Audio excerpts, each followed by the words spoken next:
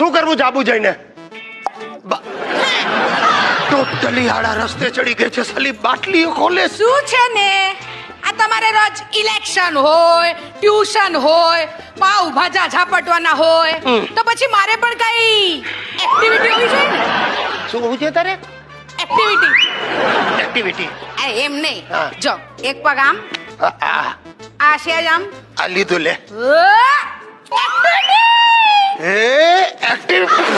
પાછું કરો. એક મિનિટ. ની માને હું પાછો ગધેડાની જેમ ટ્રાય કરું છું હે કરીને. સાલી આ બીજા બધા બૈરાઓ ઘરે બેસીને શું આવી એક્ટિવિટી કરે? શું ખબર? મારા મણકા ખસી ગયા યાર. હા તો ખસી જ જાય ને. આ તમારી ફાંદ જુઓ.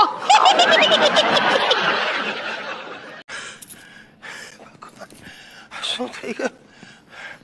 આ સાલી મણીબેન માંથી મેડોના બની ગઈ છે. હું પેલી સોનિયાની પાછળ પાછળ ફરું ને આને આ ધંધા ચાલુ કર્યા. સાલી બાટલીઓ ખોલે ને જુગાર રમે ને નથી.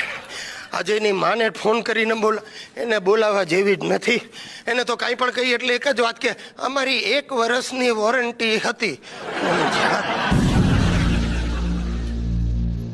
હા શું સિગરેટનું ઠૂઠું? એટલે ઘરમાં સિગરેટ કોને પીધી હશે? માય ગોડ, બીજું ગોડ, એની માને ત્રીજું. સારી સિગરેટ નું નહીં, જેને પીધી છે એનું નામ આપ. રાજુ. રાજુ? કોણ છે આ Raju? Raju Reliance. Raju Reliance? Reliance mobile નો સેલ્સમેન છે.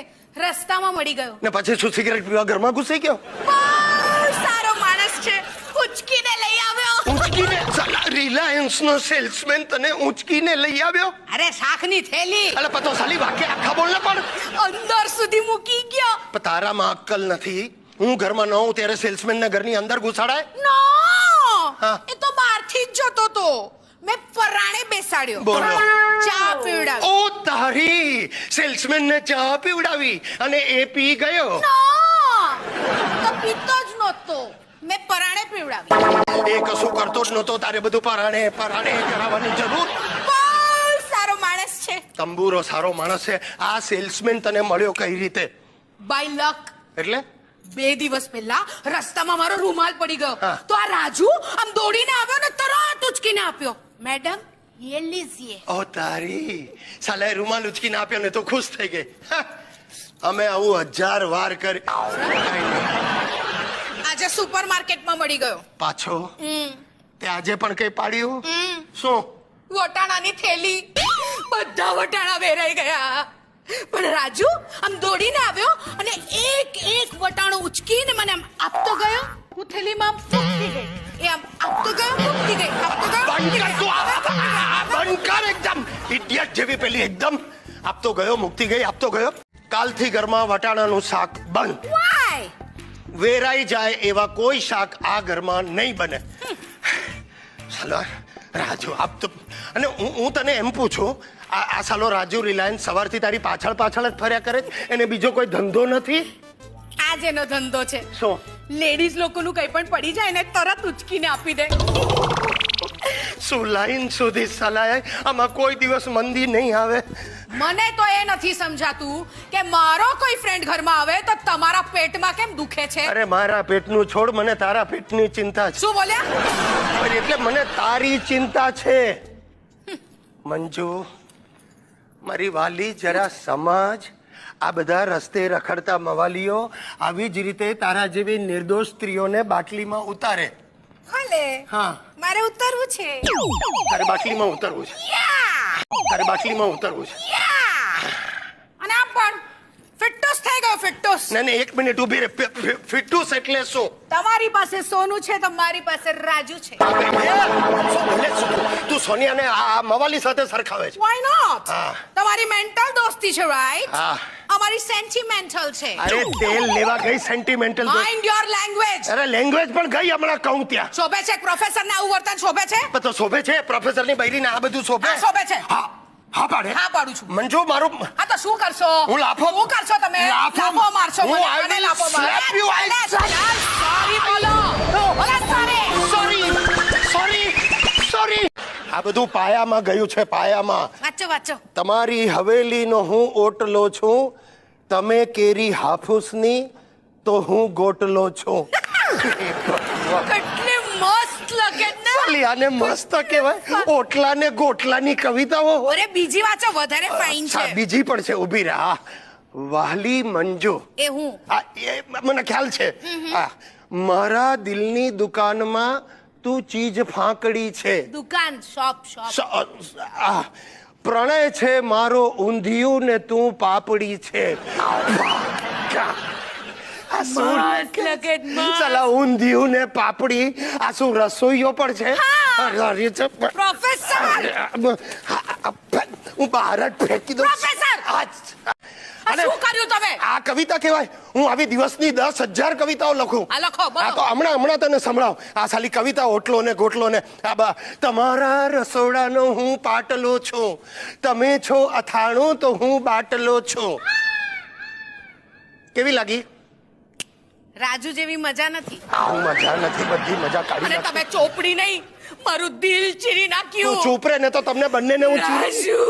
બંધ કર રાજુ, બંનેને ચીરી નાખીશ. અરે સાલી હદ હોય. ઘર મારું, બૈરી મારી, હરામખોર સ્ટેશનરી પણ મારી જ વાપરે છે. તને હસવું આવે છે? રડું છું. એટલે પણ રડવાની એક સ્ટાઇલ પકડી રાખ ને. ક્યાં ગઈ ચિઠ્ઠી? શું લખ્યું સાલે? કોને ખબર? હોશિયારીમાંથી. હું આજે રસોઈ બનાવવાની નથી, બહાર જમી લેજો. બોલો, ભૂલ આપે છે મને. રસોઈ બનાવવાની નથી એ નહીં બનાવે. તું બંધ કર રસોઈ બનાવવાનું તો મહેરબાની થાય. તને આવડે શું ડોબી જુઠ્ઠાડી? પરણીને આવી ને ત્યારે મને કે મને 150 વાનગી બનાવતા આવડે છે. ધીમે ધીમે ખબર પડી બધી સાલી કોબીની જ આઈટમો આને આવડે છે. બોલ. અરે પરમ દિવસે આણે કોબીનો શીરો બનાવ્યો. મારા બાપ, એક ચમચી શીરો ખાધો, એવા ઉપકા ચાલુ થયા. હું સીધો વાડકી લઈને દોડ્યો. આ પેલી નાકા પર ગાય બેસે છે ને, એના મોઢા પાસે મેં વાડકી મૂકી. બચાડી ગાય, નિર્દોષ ગાય, એને આમ જીભ લગાડી. એની માને ગાય 4 પગે ઊભી થઈ ગઈ, આંખો પોળી થઈ ગઈ, પૂંછડા ટટ્ટાર થઈ ગયા અને પોદળા મૂકતી ભાગી. અરે હાય, પહેલી વાર કોઈએ ગાલ ખેંચ્યા. આમાં આવો એટલે ટાટીઓ ખેંચું.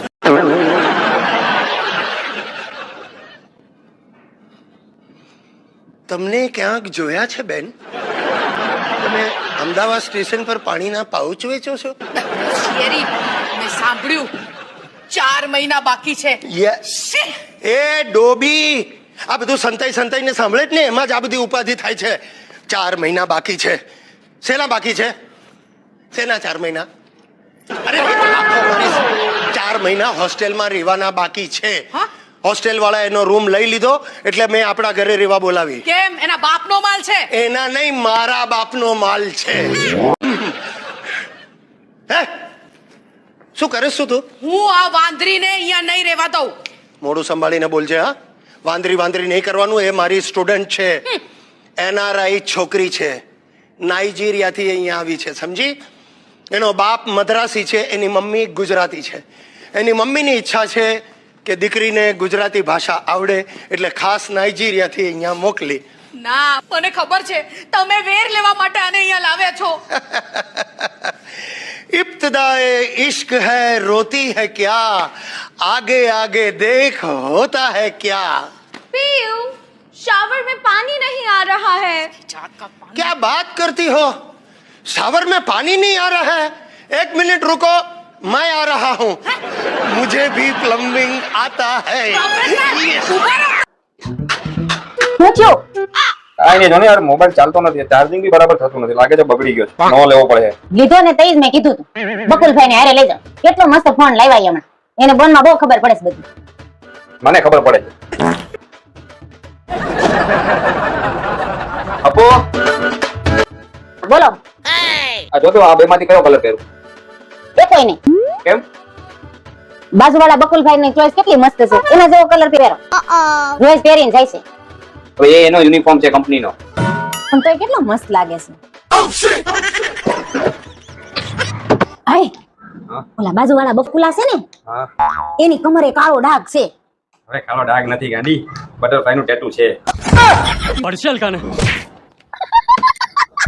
કમરે જોઈ રાખો છો કે હું ખબર નહીં, બીજું હું જોઈને આવતા હશે.